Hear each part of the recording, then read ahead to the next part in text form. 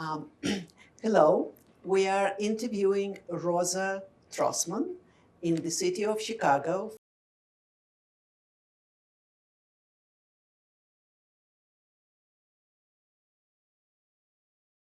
Today is March 8th, 2024. My name is Anna Gurevich, and I will be the interviewer. Еще раз добрый день. Добрый день. Еще раз спасибо, что вы согласились с нами побеседовать Пожалуйста. о вашей жизни. И мы начнем с того, что попросим вас представиться, как вас зовут, когда вы родились, где вы родились, и где вы жили. Мое имя Роза Тросман, в девичестве Кипнис.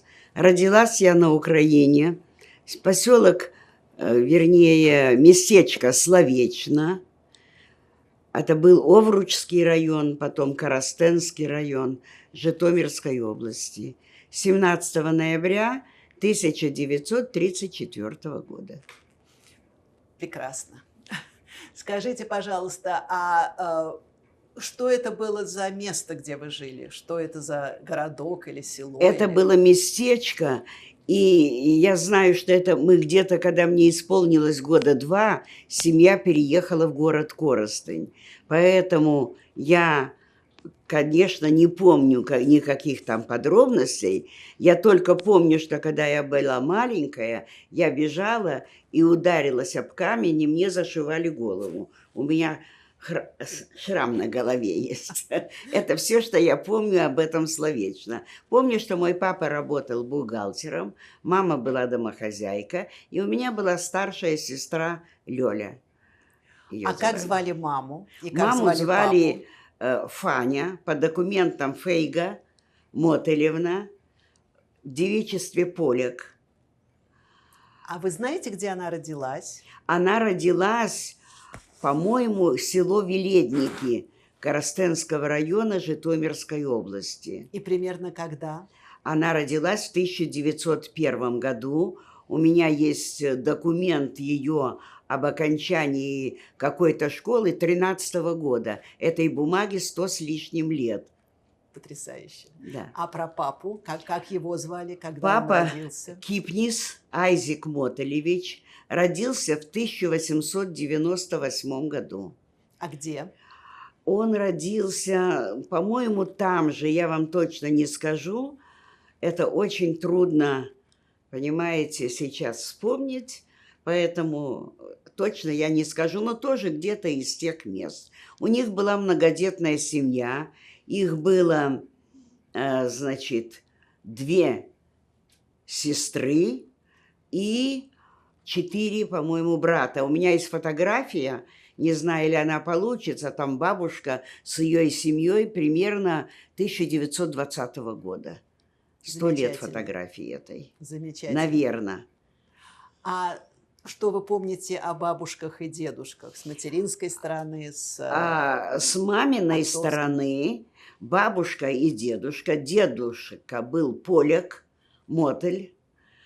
В годы, когда был, это 20-е годы прошлого века, когда было очень голодно, у них была семья 9 детей, мама была старшая, и в это время организовывались еврейские колхозы в Крыму и в Днепропетровской области. И он с женой и с младшими детьми уехал в колхоз. Он был колхозником много лет. Это Днепропетровская область, поселок Цеткино, потому что он написал письма, а мне, когда война началась, был уже 7-й год, и я помню, что это был поселок Цеткино Днепропетровской области, а в годы войны он эвакуировался. И он там был, естественно, с бабушкой и с детьми? Да, с бабушкой и с младшими детьми. Причем у мамы был младший брат, на годы войны ему было 18 лет. Это было, как говорят, пушечное мясо. Его забрали в 1941 году, и о нем ничего больше не известно. Он погиб. Еще один брат был у мамы, который воевал в годы войны и вернулся раненым и вскоре умер. Остальных было 7 сестер. Мама была старшая. одна из сестер Хана была в годы оккупации в Никополе, город Никополь, Украина. И, видимо, она там погибла от немцев. Никто не знает. Я ее никогда не видела, потому что вот, и в память о ней я написала в Яд Вашем представлении, мне ответили, что ее имя внесено в книгу памяти Яд Вашем. А остальные сестры? Остальные сестры, одна Рая жила в Киеве, одна Фира жила в Ярославле, и одна Циля жила тоже в Житомирской области, потом она переехала в Уфу к другой сестре. Их уже нет в живых, но тети Цилин и тети Раин мужья погибли на фронте, когда была война. А с другой стороны бабушка и дедушка? А с другой стороны бабушка, вот у меня вроде бы это ее фотография, это копия, если можно, если оно снимется. Она с нами уехала, дедушка умер давно. Его не было. Она уехала с нами в эвакуацию. Она эвакуировалась, когда началась война, в начале июля 1941 года, поскольку мы жили в приграничном Коростене, это крупная узловая станция. И первый немецкий самолет 22 июня 1941 года буквально в 4 утра пролетел над нашим домом. Низко-низко. И нас вскоре эвакуировали. Нас эвакуировали на открытых платформах, если вы когда-нибудь видели, вот как уголь перевозят, до Киева. И с нами эта бабушка Геня тоже эвакуировалась. И мы попали сначала в Сталинградскую область, поселок Жутово, а когда немцы стали приближаться к Сталинграду, мы уехали в Узбекистан. В Андижане наша бабушка умерла. Она была совсем не старая. Я думаю, ей было года 64-65, вот так приблизительно. Потому что отцу моему было 43 на момент войны. Кроме папы еще был у него брат один, который, значит, тоже их уже в живых нет. И самый младший пропал куда-то в 1939 году. Неизвестно по какой причине. Давайте вернемся пока что в предвоенные годы. Пожалуйста. Да, значит, вы переехали из этого села в Коростень. Да. Это был уже более большой Да. город. Расскажите о жизни там. О жизни Что-то вы помните, что-то по рассказам мамы с папой? Что-то помню, потому что все-таки мне было 6 лет и 7 месяцев, когда началась война. Я знаю, что я посещала детский сад. И незадолго до войны папа со своим братом вместе взяли суду в банке, и мы въехали в новый дом. И через полгода это был, дом, конечно, удобства были снаружи, это не было таких удобств. Вот, это был новый бревенчатый такой в замок сложенный дом, но когда мы вернулись после эвакуации в 1944 году, от этого дома только был фундамент. Соседи говорили, что якобы его разобрали и увезли, может быть, крестьяне, украинцы, в другую какое-то село. Может быть, он и сейчас еще жив, никто не знает. Да, а жизнь какая? Папа был бухгалтером. У меня даже есть его трудовая книжка, где он был бухгалтером. Работал, да, и в 1943 году его взяли на трудовой фронт, потому что у него была 3-я группа инвалидности по зрению. Он поехал на Урал, город Красноуральск Свердловской области, на рудники.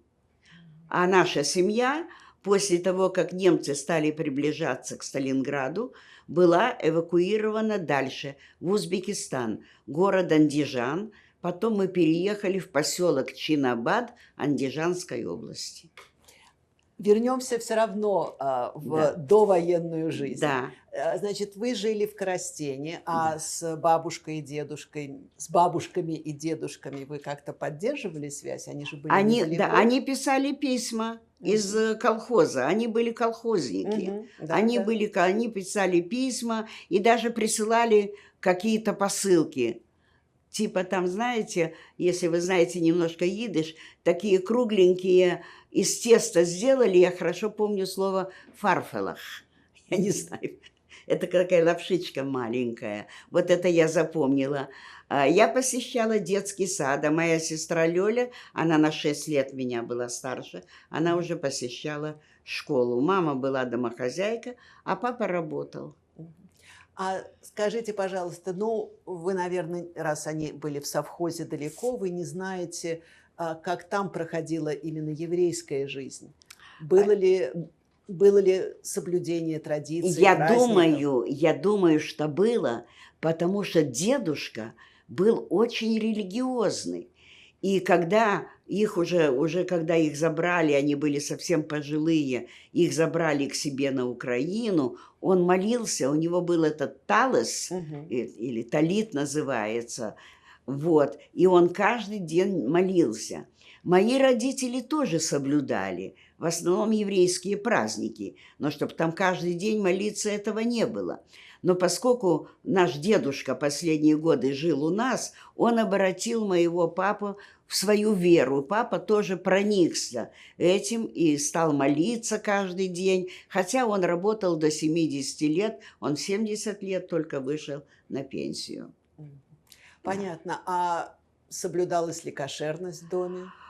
Кошерность соблюдалась, знаете как? Вот когда наступал праздник Пейсах, доставалась специальная посуда с чердака и готовилась. Но так, по-моему, там даже не было такой возможности соблюдать эту кошерность, потому что поскольку дом был разрушен, была большая бедность, и отец опять взял суду в банке и построил опять дом там на двоих с соседом, с дядей Левой.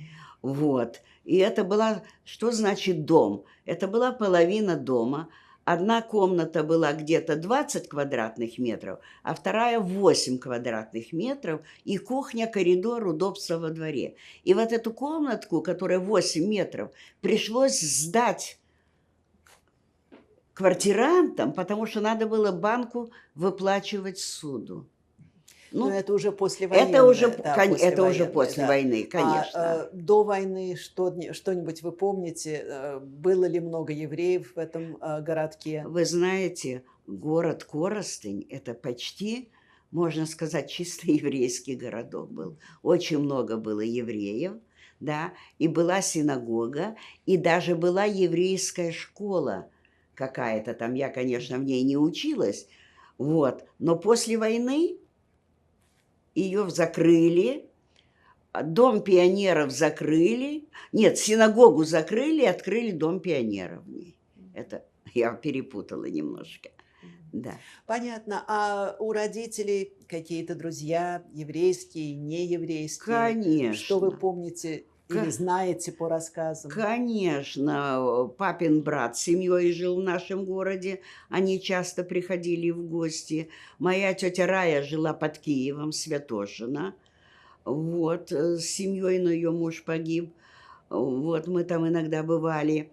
А у нас прямо рядом до войны жили соседи, украинцы. Я даже помню их фамилию Стратович. Что интересно. Вот, дочку звали Уля, но когда мы вернулись из эвакуации, оказалось, что он был полицаем у немцев. Ой, это говорить может. Да. А семья жила, а его арестовали, мы его не видели больше. Но вы дружили до войны с семьями? Да, конечно. Ну как, вот соседи, крыльцо напротив крыльца. Вот, очень. Мы даже не понимали, что существует такое, понимаете, противодействие, антисемитизм. То есть родители знали, но дети, понимаете, нам еще было... Да. А родители, вы думали, ощущали до войны антисемитизм? Я думаю, что до войны нет. Тем более, что они не претендовали на какие высокие должности. Единственное, что мама рассказывала, что когда был 1939 год, они жили еще в Словечно, и каждую ночь ждали, что за кем-то приедут. И очень многих приезжали и забирали. Многие исчезали, но некоторых возвращали обратно домой. Голодомор вас никак не затронул, вашу семью? Голодомор нет. Нет. Ну, я не могу сказать, что там очень кормились богато, но как-то, знаете, чтобы были какие-то изыски, этого не было. Была обычная пища, огороды были. Да, вот я как раз хотела Да, спросить про вот эту ежедневную жизнь. да, Как вам кажется, уровень вашей семьи, опять же, до войны, когда вы, да. конечно, были еще маленькой, зажиточный, средний, бедный? Я думаю, что-то среднее между средним и бедным. Я не могу сказать зажиточными, потому что, во-первых, вы понимаете, в таких маленьких городах даже женщине грамотной, моя мама была грамотная относительно, найти работу было не так просто. Мгм. Мужчины работали. А я считаю, что где-то ниже среднего, вот так вот было. Понятно. И что представляли собой продукты питания? Чем вы питались и что можно было купить? На рынке крестьяне привозили, в магазинах мало что брали. На рынке это была сметана, был творог, а на рынке покупали кур, и даже у нас был сарайчик, и держали даже несколько кур в клетке. Вот такое было питание, да. Из чего состоял обед? Обед, ну, вы же знаете, еврейский, так сказать, традиционный обед – это очень вкусный куриный суп. Это назывался юх, и он был с такими из теста пампушечками и кусочек курочки. Но вот мама готовила курицу, семья 4 человека. Это было на 2 дня.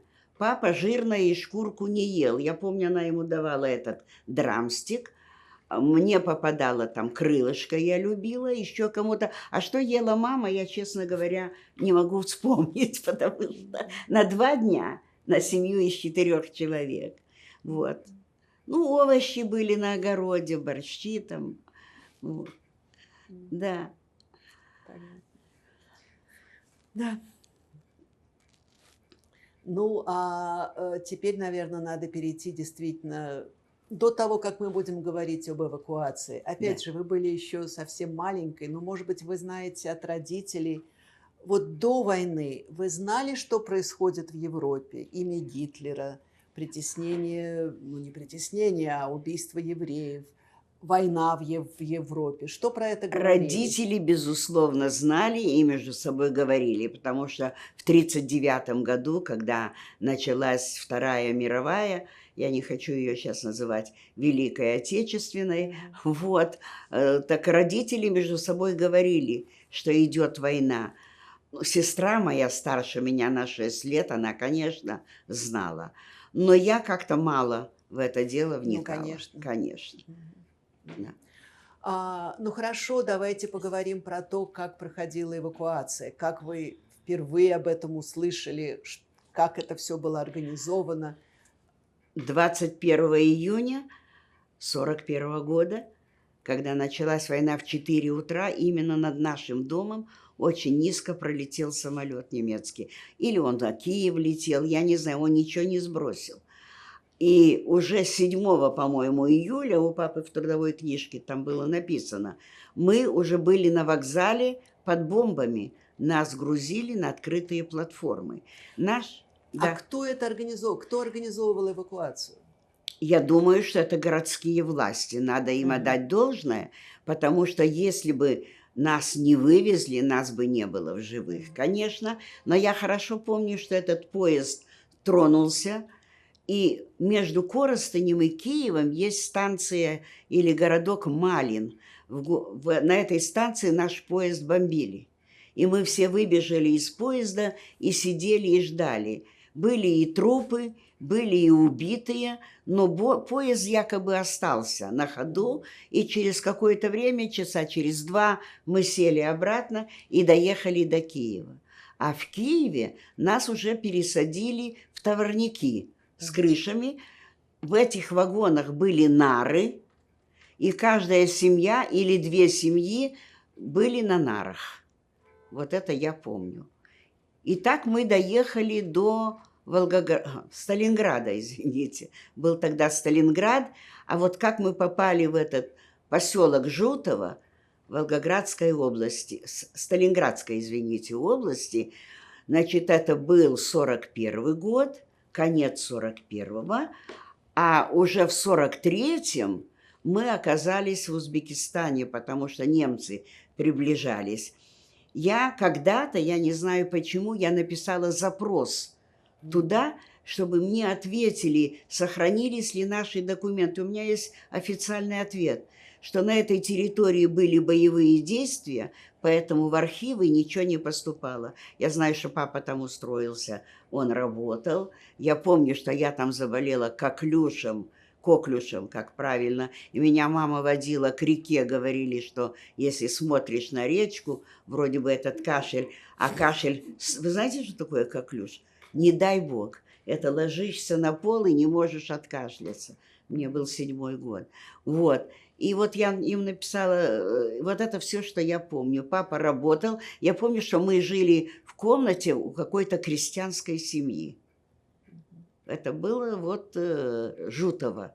Я и набрала в интернете, посмотрела Жутово, да, есть Жутово-1 и Жутово-2, оказывается. Но вот никаких сведений нету. И уже в папиной трудовой книжке написано, что в 43-м году мы приехали в Узбекистан, и он призван в трудовую армию оттуда. Да. А что такое трудовая армия? Это трудовая армия, это на Урал, в рудники. В рудники его послали, но когда увидели, что он грамотный, ему дали справки, что он грамотный, они его там поставили бухгалтером. И он там был до 45-го года. А мы вот с 43-го по 44-й включительно, мы были вот там в эвакуации в Узбекистане, Чинабад. То есть вы не были вместе с отцом? Нет, конечно. Мы уже сами, значит, мама и мы, 2 детей. С нами были папины 2 сестры с девочкой. А это папины, у папы 2 сестры были. Значит, ее муж Борис сразу был призван. Он был такой голубоглазый блондин, он там погиб. Прямо в 1-й год войны он погиб. А бабушки, дедушки, вы сказали, что кто-то поехал с вами? С нами одна бабушка поехала, папина мама. Дедушки уже не было, он, видимо, в молодости умер, это я не знаю. Она умерла в Андижане. Мы еще остановились в Андижане вначале, а потом переехали в Чинабад. Она там умерла, это я хорошо помню. А вторые бабушка и дедушка? А вторые, вот, которые колхозники, да. Они, когда уже настало время их пенсионного возраста, а вообще-то колхозники при Советском Союзе это были как рабы. У них не было ни пенсии, у них даже паспортов не было. И моя тетя, которая жила в Киеве, забрала их к себе в Святошино. А потом, когда тетя умерла, мама и папа забрали их в Коростень и поселили их у нас в квартире, в этой комнатке маленькой. Уже квартирантам отказали. Дедушка и бабушка до самой смерти жили у моих родителей. Они и похоронены в Коростыне на кладбище. А в эвакуации они были? Эвакуации они были вот из Днепропетровской области, куда-то они эвакуировались. Это точно, потому что там же тоже немцы были. Да, вот я как раз хотела. Да. Эти дедушка и бабушка умерли примерно уже в 90-летнем, вот так примерно. То есть они прожили нормально. Вот. А та бабушка, которая с нами была в эвакуации, я думаю, потому что папе было 43, он самый старший, значит, я думаю, ей было лет 65, 66, я так думаю. Да. Вот такая... Что вы помните из этой жизни в Андижане и в этом селе?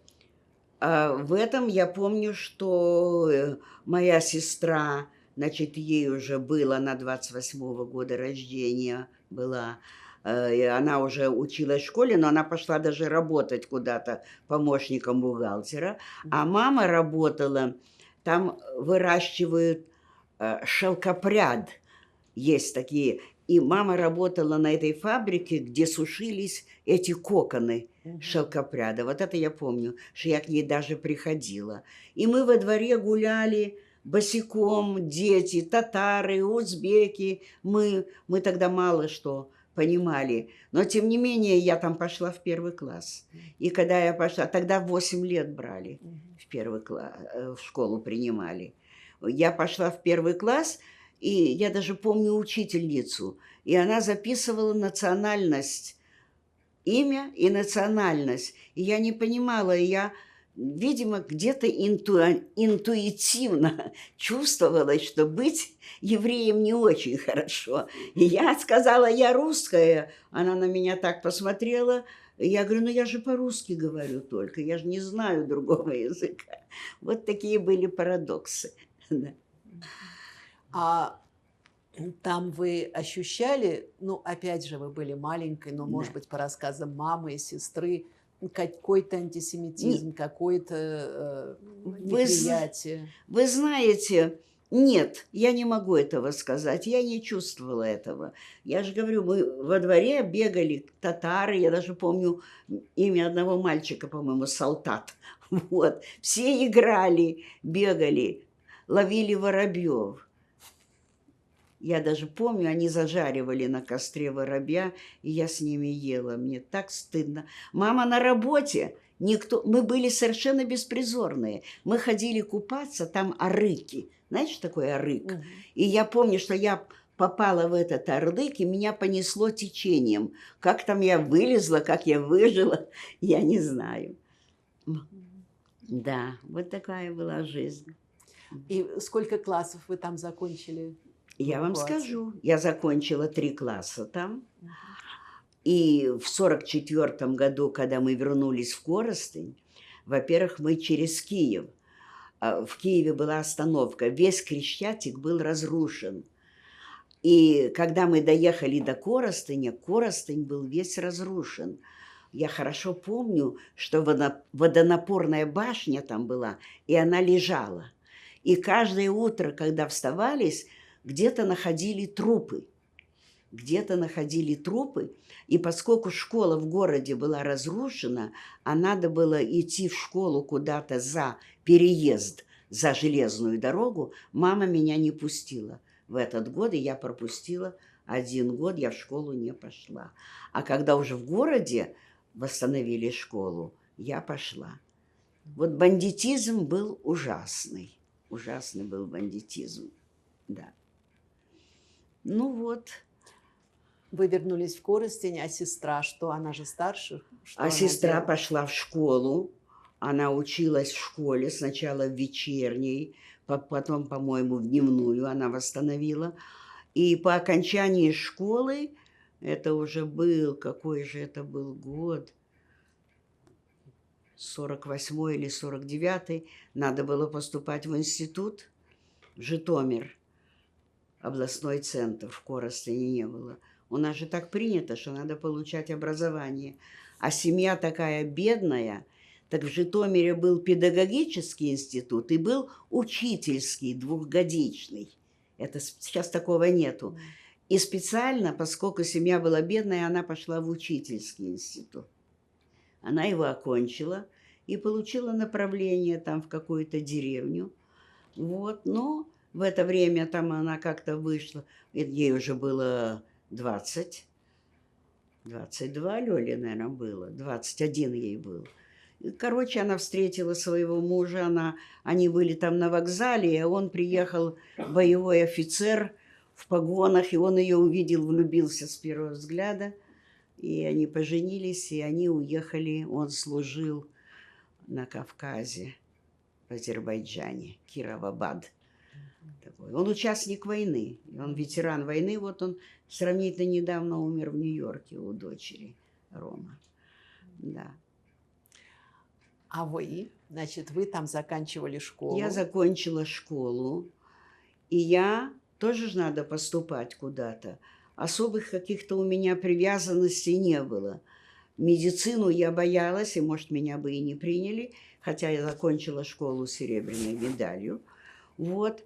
И я поехала во Львов, в полиграфический институт. Я закончила Львовский полиграфический институт, технологический факультет. И когда было распределение на работу, было распределение, хотя у меня родители были вот в Коростыне, хотелось куда-то поближе, нас некоторых посылали подальше. Мне предложили Новосибирск преподавателем училища. Я поехала туда. Да, я поехала туда. Потом я перешла, я там заведовала. У нас был филиал, вернее, учебно-консультационный пункт Ленинградского издательско-полиграфического техникума. И я заведовала этим пунктом много лет, до отъезда сюда. Это было где-то в начале 200 человек учащихся, были сессии 2 раза в год, надо было это организовывать, были защиты дипломов с комиссией из Ленинграда. Я бывала в Ленинграде в командировках. Вот так вот и жизнь прошла. 38 лет мы прожили в Новосибирске. 38 лет. Понятно. Ну хорошо, вот эта жизнь после войны в Коростене, вернулись ли туда еврейские семьи? Была ли там какая-то еврейская жизнь? В Коростене? Да. Конечно. Когда у них забрали синагогу и сделали дом пионеров, они собирались дома. Вот мой дедушка, я же говорю, он оборотил моего папу, и папа постоянно молился тоже. Уже после семьи, так он и раньше, но как-то не постоянно, праздники они соблюдали. И вот они собирались где-то, это называлось миньян или миньян, они собирались где-то на дому. Сказать честно, мне очень стыдно, я не вникала в эти дела. Мы, понимаете, совершенно, потому что мы из Сибири, мы приезжали в отпуск, и мы совершенно не вникали в эти дела. А он постоянно ходил и молился, и когда моя мама умерла, он сам целый год ходил на кладбище и говорил, или в этот миньян, кадыш, знаете, такое кадыш? И он по маме исполнял кадыш. Ну, а когда мама умерла, моя сестра жила в Волгограде, они забрали папу туда. Вот и все. Его уже нельзя было оставить, ему было уже 80, так, мама умерла, и было 84, а папе было 86. Вот так вот. Понятно, понятно. Ну, теперь поговорим про Новосибирск. Да, а как вы встретили своего мужа? Где? А я приехала в отпуск в Коростень, и в одной компании мы встретились. А вы его не спрашивали? Спрашивала. Да. А он не помнил. Вот, понимаете, он же старше меня на 3 года. Вот. Да, мы встретились в одной компании. Вот, и так получилось, что... Да. Расскажите про жизнь в Новосибирске. Где вы жили, как и что. Я знаю, что мы, конечно, говорили с вашим мужем об этом, но это его мнение, Да. его впечатление, а теперь В ваше. Новосибирске нам дали квартиру. Сначала Нет, сразу была комната в коммуналке, конечно. Была комната в коммуналке. А потом нам дали однокомнатную квартиру. Потом мы ее поменяли на двухкомнатную квартиру. Он работал учителем физики, но он вам, наверное, рассказывал. Потом он был много лет директором школы. Вот. А я работала вот в училище, в этом техническом, сколько-то лет. А потом я одно время даже работала в штабе СИБВО. Штаб Сибирского военного округа. Я там была полиграфистом-технологом. А потом я перешла вот в этот техникум, в этот УКП. По существу я числилась на работе в Ленинграде. Я числилась на работе. Я была зав. УКП Ленинградского издательско-полиграфического техникума. Ну, как жили, что я вам скажу? У нас, если вы имеете в виду антисемитизм какой-то, ну, иногда чувствовалось. Но, между прочим, я взяла направление в Новосибирск, у меня особого выбора не было, когда распределяли на работу. Или Алма-Ата, или Новосибирск. Мне дали 2 чойса. Я взяла Новосибирск, думаю, там нет антисемитизма. И я услышала слово «жид» от завуча училища, в котором я, что меня очень поразило. Да. А в в каком контексте, что, собственно, он имел в виду? А это была женщина, Мария Петровна Сусарева, ее уже давно в живых нет. У нас был там завхоз тоже еврей, Моткин. И я как-то с ней разговорилась, она про него сказала, он хитрый жид. Вот. А директор училища был участник Сталинградской битвы, Нечаев Андрей Андреевич. Он ко мне отлично относился. Я пошла и ему доложила, что это за завуч такая, которая, ну, он ее поругал. Да. А много ли было евреев в Новосибирске? Были ли у вас друзья еврейские? Да. У нас были друзья, когда я училась во Львове, со мной в одной комнате на квартире жила девушка, которая тоже училась в этом институте. Она была житомирянка, и она работала потом в Житомире.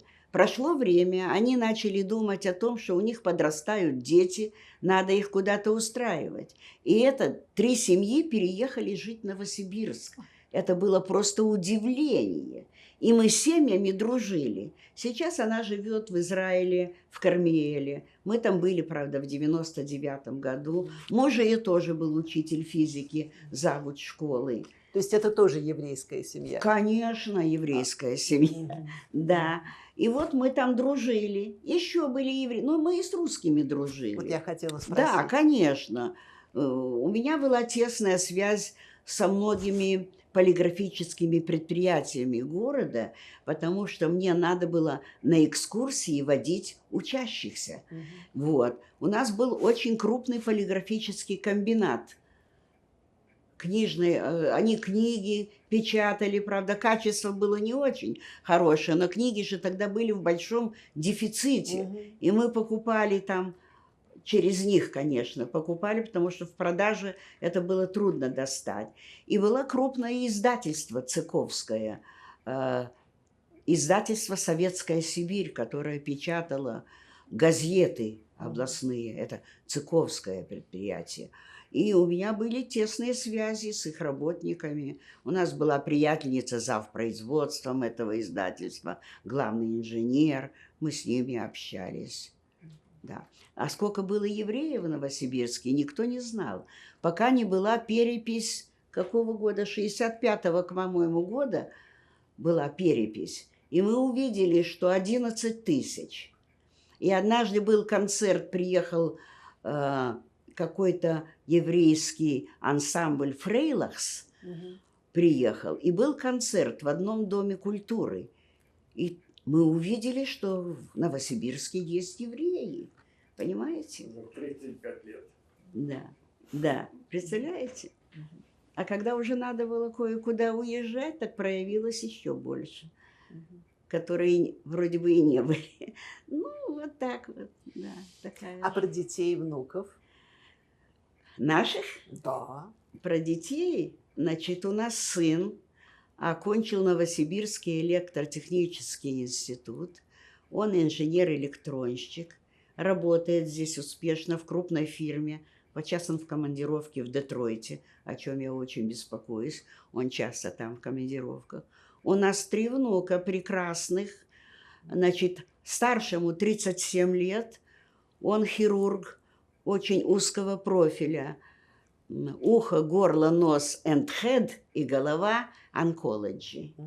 Вот он прилетал на 2 дня с женой вот на день рождения своего папы, нашего сына. Второй внук, Мишенька, учится в Питтсбурге в университете, переходит на 4-й курс.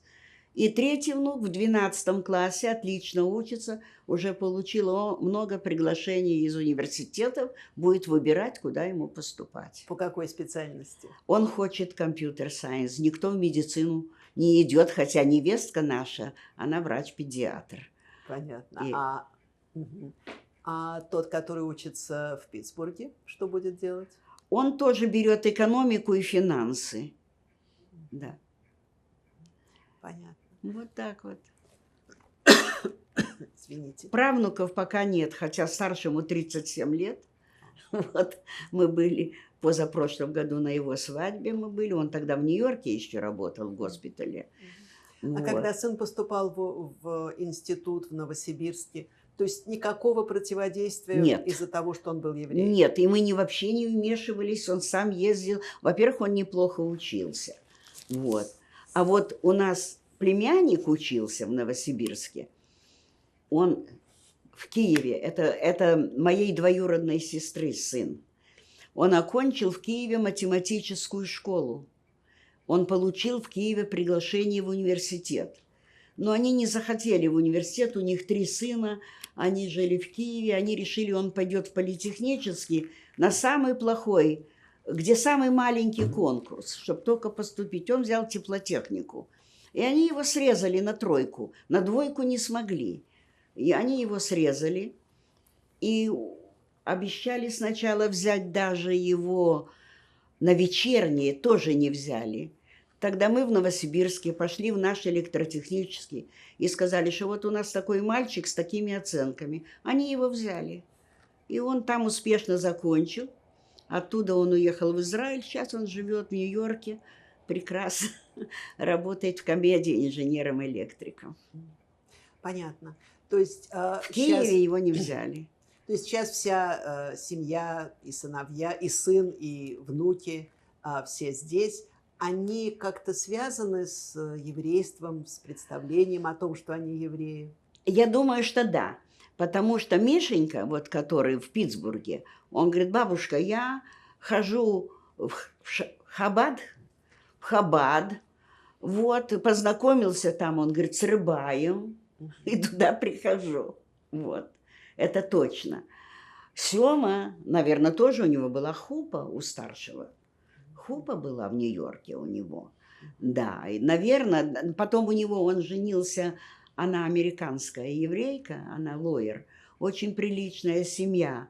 У нее родители живут в Майами, у них свой дом.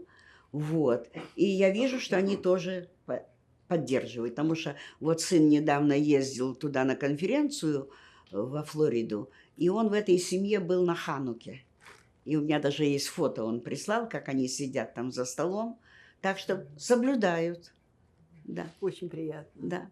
Мы тоже пытаемся, когда приехали. Вот сейчас, когда вы пришли, вы видели, что стучали в дверь.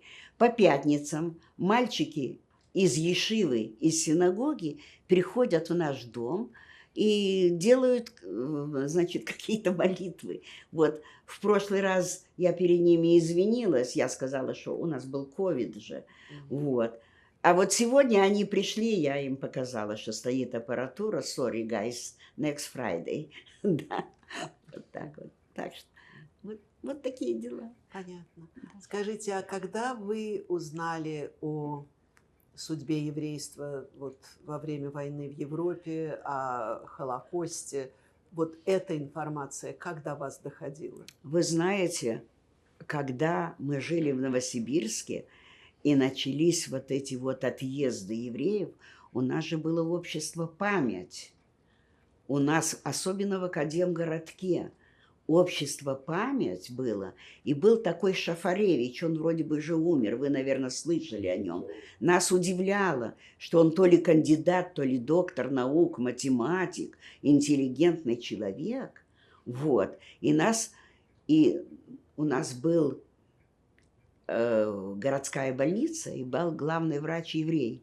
Так ему посылали всякие записки в двери, в почтовые ящики «Уезжай в свой Израиль».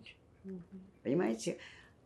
И первым, я только, извините, добавлю чуть-чуть, первым поднял вопрос наш сын. Он попал в компанию еврейских ребят. Он же, Леня, ты рассказывал уже? Нет. Он попал в компанию еврейских ребят. И эти еврейские ребята были более привержены как-то к религии, к этим делам. И они собирались. Они отмечали советские праздники и отмечали еврейские праздники. Их выследили, на них кто-то накапал, сына вызвали в специальный отдел и предложили ему следить и докладывать. Он не подписал ничего, не соглашался ни на что. Вот так вот мы ближе узнали. мы ближе узнали.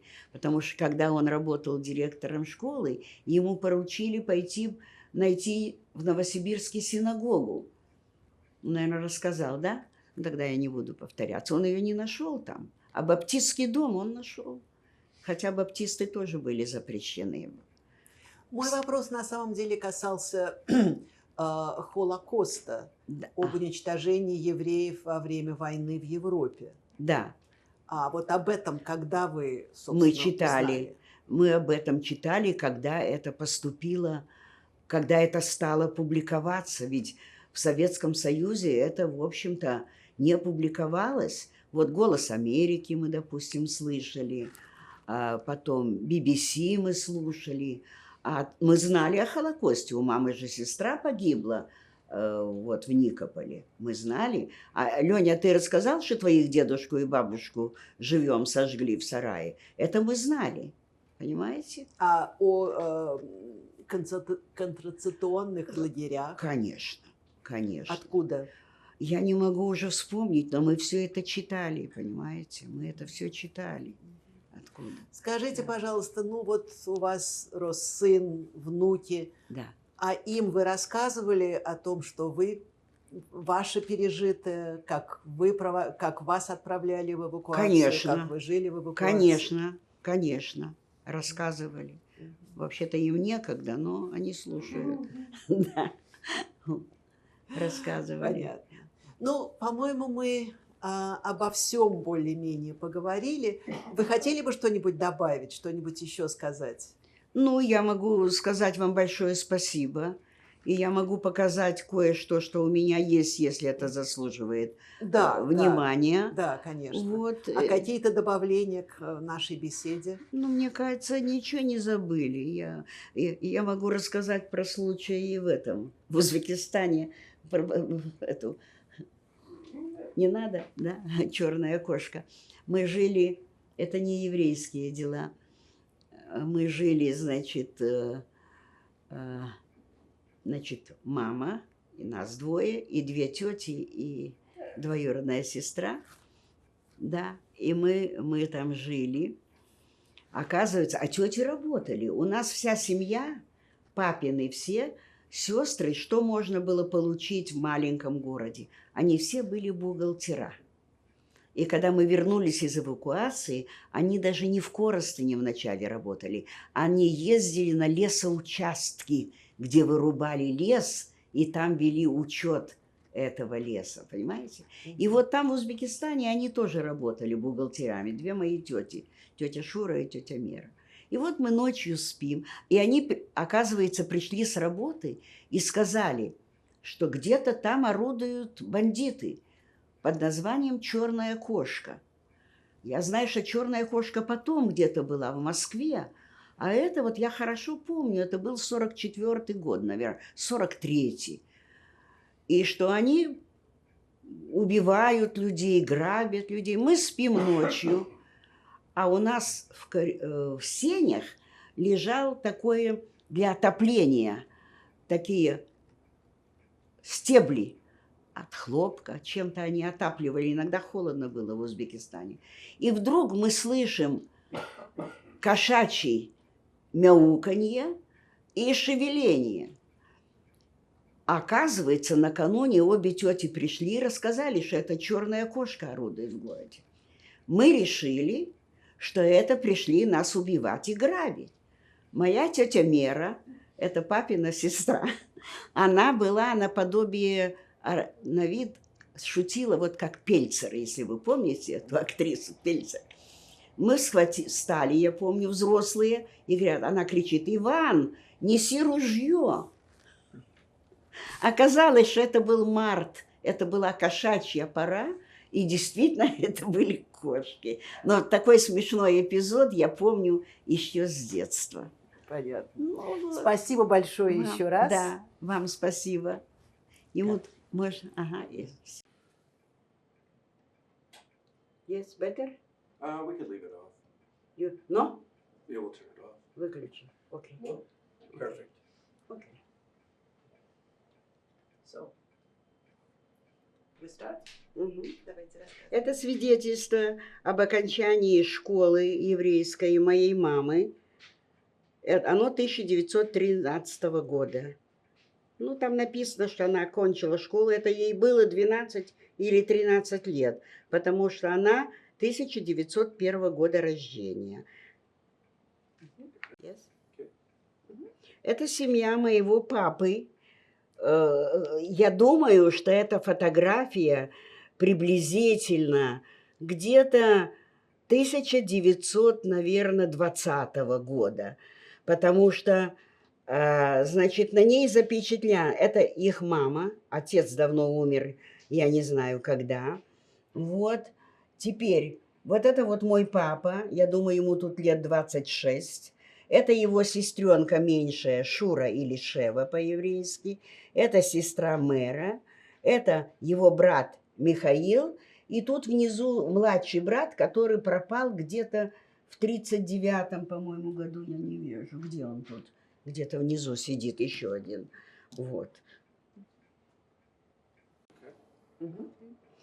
Это фотография выпуска 4 класса средней школы номер 4 города Коростыня. Это в основном еврейские дети. Тут даже это все, которые вернулись из демобилизации, из эвакуации, извините, и остались живыми. Многих из них уже, конечно, нет в живых, но некоторых я помню и с некоторыми даже перезваниваюсь.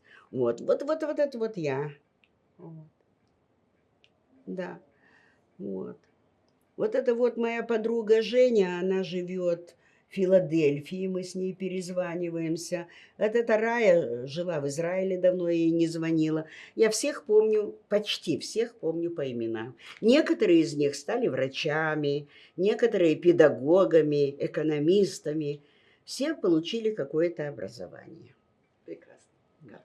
В 8 Окей? году родилась. Давайте. Правда. Да. Ну. Рассказывайте про дедушку. Окей. Это мой дедушка Мотл, который жил на Украине, а потом в 20-е годы, между 20-ми и 30-ми годами, когда были организованы еврейские колхозы, он с бабушкой и с младшими детьми уехал в Днепропетровскую область, поселок Цеткино, я хорошо помню название поселка, и он там был колхозником много лет, до самой старости, пока его не забрали на Украину его дочери, его и бабушку. Младшие дети были с ним, но у него было 2 сына и 7 дочерей. И оба сына, один погиб на фронте сразу в первые годы войны, а второй потом умер от ранений, где-то еще в годы войны, в 44-м примерно году.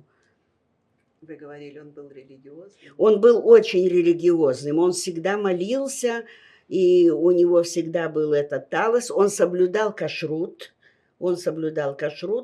даже это я видела, когда он жил у моих родителей дома. Это было очень трудно, потому что одна кухня была, воду надо было носить ведрами из колонки. Вот. Но тем не менее он соблюдал кашрут. Это мои родители, Фаня и Айзик. Фаня в девичестве Поляк, а вместе у них фамилия Кипнис. Эта фотография, я думаю, наверное, где-то 1900, может быть, 25-го года, 25-го года, наверное, потому что там надпись стерта. Да.